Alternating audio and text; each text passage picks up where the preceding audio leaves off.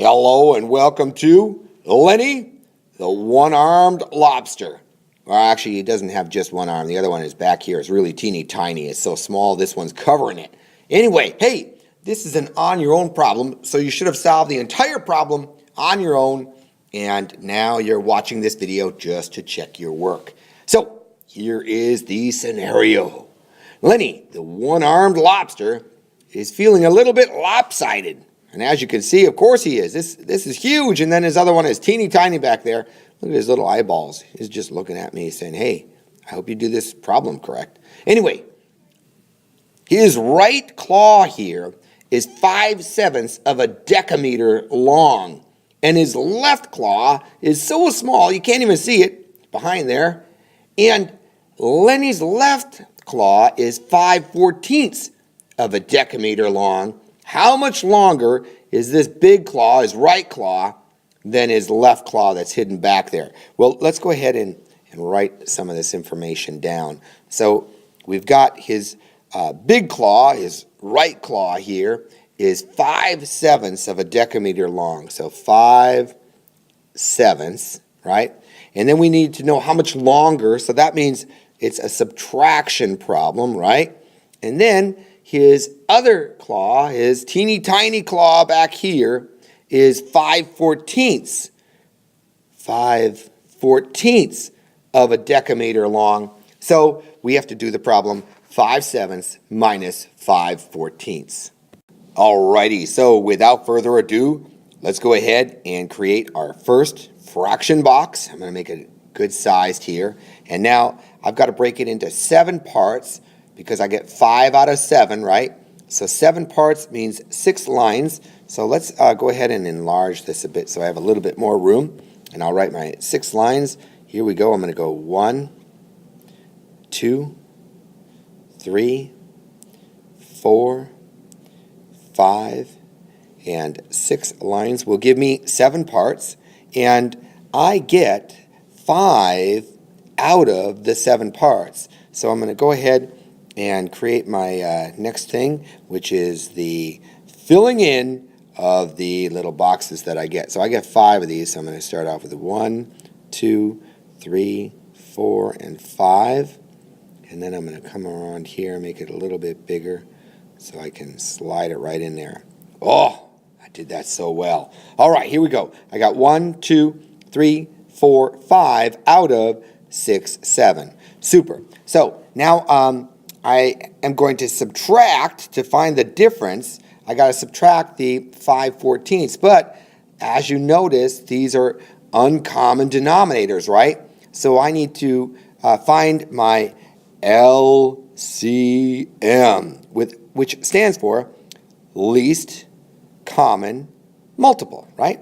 So I'm going to write the 7 here and then the 14 right there because I take my 2 denominators, right?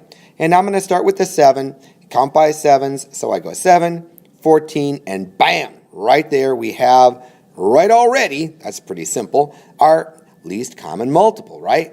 So that means I'm going to have to break this into 2 parts going this way. So 2 parts means 1 line. So I'm going to just draw 1 line straight down.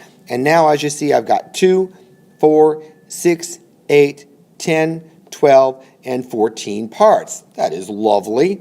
And now I am subtracting 5/14, and since I'm subtracting 14ths and this is already cut into 14 parts, I can just start subtracting. So I'm going to take this one away, this one, that's 2, 3, 4, and 5, right? So imagine that those are gone, and now I can simply count the ones that are left. So I got 1, 2, 3, 4, and 5. So I have 5 out of the 14. So I actually have 5/14 left, and that's kind of ironic because that's exactly what I subtracted, right? So that is actually your answer, but this is just the illustration. I would like you to also do the algorithm. So for the algorithm, I'm going to make a little bit more room, and I'm going to put this right here. I'm going to go 5/7, and I'm going to subtract 5/14, right?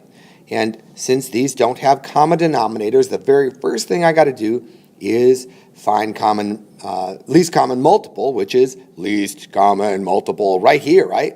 And 14ths are my least common multiple, right? So that means I'm going to multiply by the giant 1, right, which is always so super fun to do. And I'll do that right here and right here as well. And lovely. And now for this one, 5/7, I'm going to multiply it by 1, 2, so the giant 1 of 2 over 2. And now I'm ready to move on to this one. And this is 14ths already, so as you see right here, I'm going to simply multiply it by the giant 1 of 1 over 1, right? So I'll put a 1 here and a 1 here, and now that's going to change my fractions a little bit here, right? And I'm going to write the equal sign, and now 5 times 2 is going to give me 10, and 7 times 2 is going to give me 14,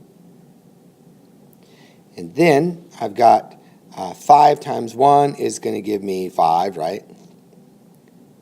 And then 14 times 1 is going to give me 14, right? And now as you see, this 5/7 was originally these 5 that I had here. And then when you multiply by the giant 1 of 2 over 2, you get all the green before I X these out, right? So all the green is the 10/14ths, right? And now since these are both 14ths, I know that with fractions, when you're adding or subtracting, in this case we're subtracting, you never add or subtract the denominator because that just tells us how many parts we cut this box into, right? So I'm going to simply drop that, and 14ths is my denominator. But then I do add or subtract. In this case I'm subtracting the 10 minus 5, my numerators, right?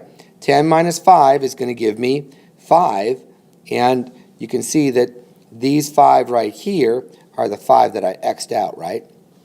And so your answer is 5/14, which agrees with what we have right here in our illustration. And that is always lovely, my friends. Hey, that's it. It's all done. If you made a mistake anywhere, I can't even talk, anywhere along the way, just pause that video, fix that mistake. That is the fastest way to learn. Until next time, I hope you have a fantastic day. I'll see you soon.